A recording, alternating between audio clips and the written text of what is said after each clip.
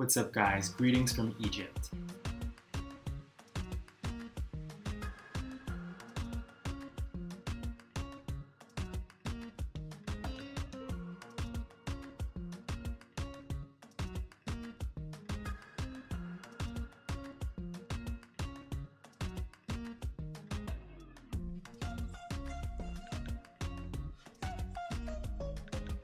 So I was actually supposed to be in Beirut, Lebanon at this time. I was not supposed to come to Egypt, but with all the political stuff happening in Lebanon currently, there's basically a revolution happening. There's a ton of protests everywhere happening. I was strongly advised that this was not the best time for me to go to Lebanon. Even my Airbnb host was like, I think you should cancel this trip. I know it's a business loss for me, but you're not gonna have a good time if you come to Lebanon. So I canceled my entire Lebanon trip, and I was really, really bummed because I've heard so many great things. But then I thought, this is an opportunity to explore a new place, a new adventure, spontaneously. So I thought, what else is in the area? What's another country nearby that I'm really interested in? And Egypt was at the top of my list. I always thought I would come to Egypt at some time in the future. I just didn't realize I would come here this soon. Even though culturally Egypt is the Middle East, it is still Africa, and I just always thought I would turn it into an Africa trip when I came here. Like I would go to Morocco, I would come here, maybe go to South Africa as well. But anyway, I'm here.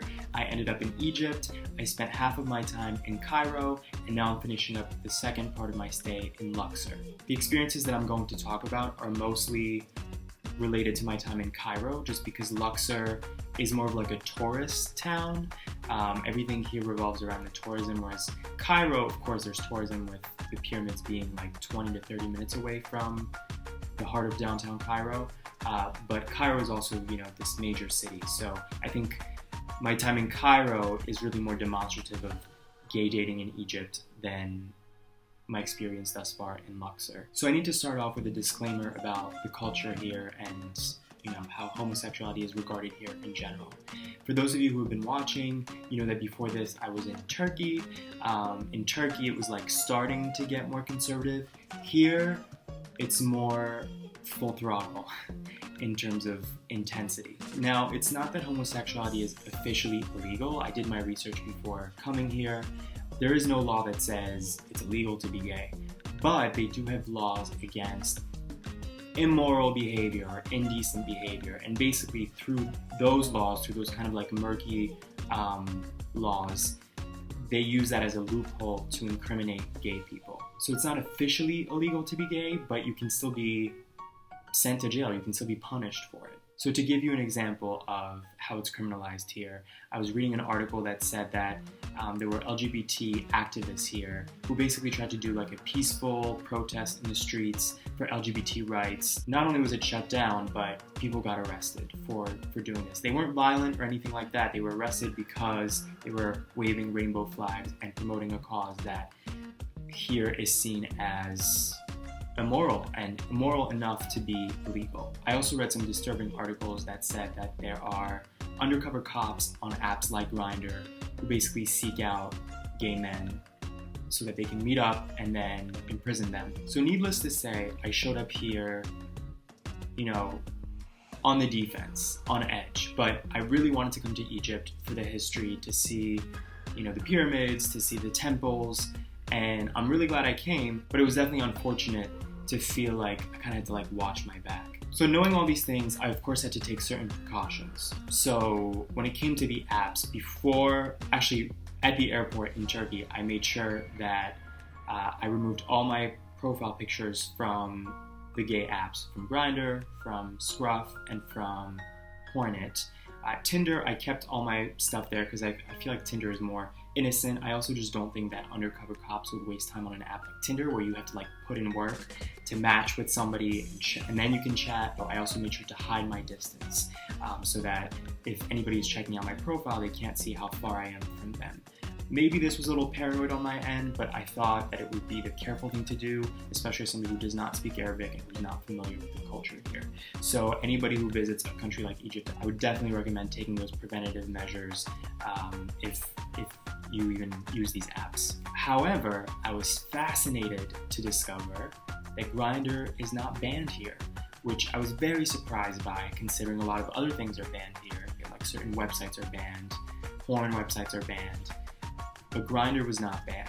Because you can be punished by law for being gay, I assumed that it would be just a bunch of empty profiles, and I was actually completely wrong. Grindr was actually, and Scruff and Hornet were kind of like how they are everywhere else in America and anywhere else where homosexuality is not criminalized.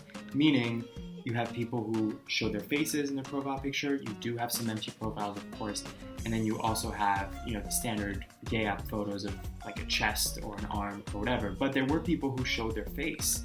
I did notice that the vast majority of people had their distance also hidden. So that, of course, was intentional from those users, but I was shocked to see faces. And then I thought, well, maybe these are all tourists, and maybe they're tourists who haven't done their research and they just don't think they can get in trouble for showing their face on here. Some of them did have a look that they could be local, but you never know. They could be from a neighboring country that is more liberal than Egypt, or maybe they came here from a conservative country thinking here they can kind of like have their fun. Needless to say, I still thought to be careful.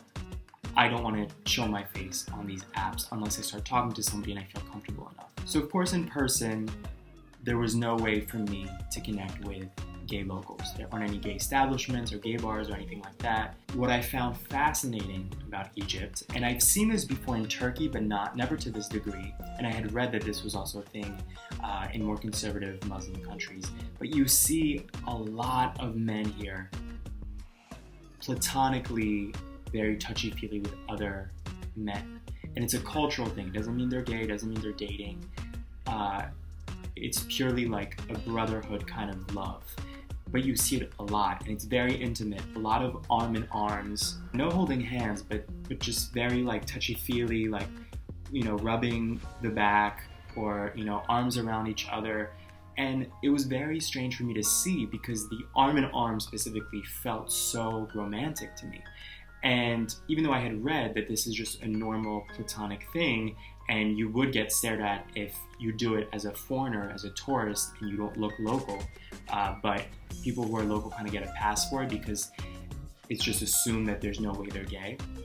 Despite all that, it was so interesting for me to see because most of the time, it looked to me as though one of the two men in a pair like this always looked way more gentle and like submissive than the other. Like typically one of them was a lot shorter and just looked, more boyish and like less masculine, to be honest. So in my mind I thought, okay, most of the guys who do this, or a significant portion of them, really are just platonic friends and this is a cultural thing. But in my mind I thought, I wonder how many of them maybe on the down low do have an intimate romantic relationship and they get away with it because they're local and it's part of the culture.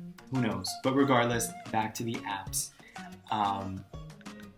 I have never received so many messages on Grindr, or actually all the apps. I've never received this many messages ever, any place, any city, anytime. And I do know that Grindr will promote your profile. I think they call it new faces. You show up at the very top of the app when you're new to that location. I don't know how they choose. I don't know if they do it for anybody who's new to that area, but I'm assuming that's what they did with my profile. But I've had these surges of, messages and stuff and thinking, okay, they must have put me at the top again. In other cities, it's never been this crazy. And so it really did mirror what I read in an article that said that these apps are a double-edged sword because they really are a place for the locals to flock and feel comfortable having like a community, basically a gay community. It's just that it's always online, it's a virtual community. But it's a double-edged sword because of what I mentioned previously with cops potentially pretending to be somebody they're not to lure someone to a place and then imprison them. So it's very eerie to get this many messages and you're like, wow, like there's a ton of gay men here. Unsurprisingly, because gay men are everywhere. No matter what the government does, gay people are still going to continue being gay. But it was very interesting to think like, okay, all these men are messaging me, but I have to be very careful because who knows who's really behind this profile. Regardless of receiving this many messages and having more conversations on these apps than I've ever had in my life in this short amount of time, I only ended up meeting one guy from these apps, and it was a guy who I kept talking to, and he was so nice and thoughtful and smart, and we talked back and forth for a while. So I felt comfortable enough to want to meet him. Again, when we go back to precautions, I would say if you're in a country like this, no matter how strong your libido is or how cool the person seems, I would definitely recommend meeting in a public place and not just like going to the person's house. But anyway, I met him in a public place and we hung out, and I will make another video about that whole situation. But I had a lovely time with this guy. It was just kind of unfortunate because we had to pretend just to be friends. Like, even though there was a clear attraction between both of us, and it was actually, I think, pretty strong, we couldn't do anything remotely suggestive, especially considering I'm unlikely to look like a local to the people in the streets, and so that would make people even more, I think, raise eyebrows if there was any sort of hint of a romantic vibe between the two of us. I asked him about, what is gay dating like here, and he essentially said it just doesn't exist. Like, you don't talk to your friends about it, you don't talk to your family about it. Even your very, very close friends, is just this part of you that you completely have to conceal. So basically, you're forced to live in the closet is essentially what he said. I found that so heartbreaking that he has nobody in his local world that he can talk to. Really, the only people he has to talk to are people like me who come through and hopefully, stay in touch with him, but that's all he can rely on. Outside of him, I found that these apps are basically exactly like how it is in America. Some people start talking to you and then they disappear. I matched with, I think, like 7 guys in Tinder, which is actually kind of a lot for only being in Cairo for, 48 hours to 72 hours. And the conversation stalled after 1 or 2 messages with every single one of the guys. Some of them didn't respond at all. With the other apps, similar story. What's really interesting about Middle Eastern culture, and it's the same way in Turkey, is there's this dichotomy. Part of the culture is aggressive and pushy and invasive, and I would say that Egypt is definitely like that, more than I've seen in any other country before. And it's not just the men, it's just this very assertive culture. On the flip side, there's also a warmth to Middle Eastern culture. So, for example, the boy that I met up with was so gentle and kind and calm. And I don't know if I've ever met a boy that calm before. I don't know how to explain it. It's just I'm so type A and bouncing off the walls.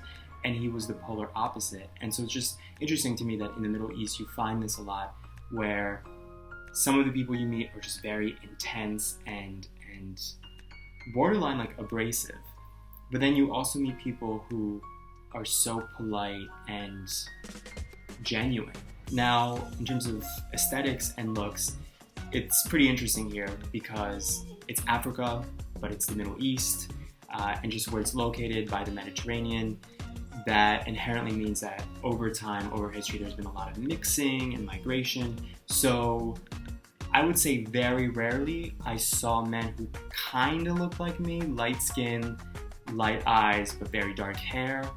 There were some guys like that, and people in general, but for the most part, people look ambiguous, like they look like there's some African blood in there, but mostly the people here look Middle Eastern. Gay dating aside, I've had a tough time here, just in terms of being a foreigner, being a tourist, and I guess sticking out like a sore thumb because of my skin color.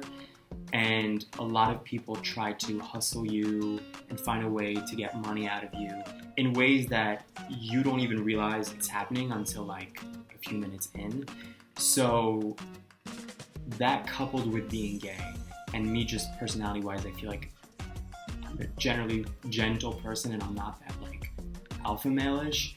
I wouldn't recommend for anybody to do what I did here, which is come here by myself. Everything turned out to be fine, but I have had some uncomfortable moments, and I think a lot of gay men, especially gay men who aren't able to turn off their more feminine or sensitive attributes or appearance, I think they would probably have a tough time here. Either way, the fact that legally it's not kosher to be gay here makes it inherently not the most comfortable place to be as a gay person. That's my experience here, guys. Stay tuned for my next video.